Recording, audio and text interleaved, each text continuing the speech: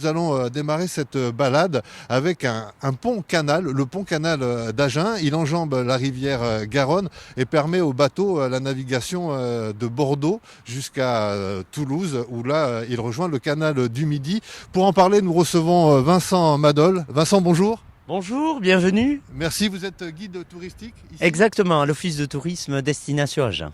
Alors, il y a le pont canal d'Agen, mais il y a eu d'abord le canal latéral qui a été nécessaire au vu de la révolution industrielle du 19e siècle. Bien sûr, alors l'origine de ce canal, il faut remonter à Pierre-Paul Riquet, sous Louis XIV, qui va construire le canal du Midi, qui relie Toulouse à la Méditerranée. Et ensuite, il faut attendre quasiment 150 ans pour qu'on reprenne le projet de Pierre-Paul Riquet et qu'on réalise ce canal latéral qui relie Toulouse à l'Atlantique. Nous sommes dans la cathédrale Saint-Caprais. Elle a été édifiée au XIIe siècle et elle se trouve sur une voie de pèlerinage de Saint-Jacques de Compostelle. Et à ce titre, elle a été inscrite au patrimoine mondial de l'UNESCO. Pour en parler, Jean-Luc Moreno, bonjour. Bonjour Sébastien. Vous êtes guide conférencier à Agen ? Oui, à l'Office de tourisme Destination Agen. Alors, la cathédrale de Saint-Caprais a eu plusieurs histoires. C'est ça, à l'origine c'est un lieu de culte qui est édifié pas loin de l'endroit où a été martyrisé donc Saint-Caprais, l'un des principaux martyrs agenais.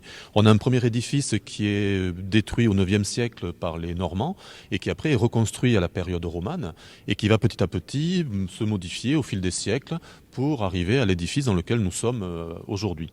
Nous sommes à présent dans le musée des Beaux-Arts de la ville et je suis avec Adrien Anfedac. Bonjour. Bonjour. Alors vous êtes le conservateur de ce bel endroit, de la préhistoire à des collections d'art contemporain. Il y a un éclectisme assez riche ici.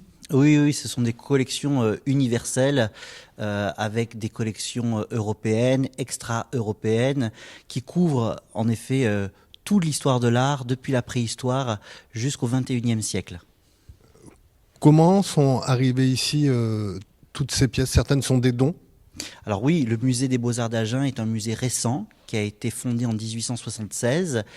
Il n'a pas bénéficié des grands dépôts de l'État, des grands musées de province du début du 19e siècle, de l'ère napoléonienne.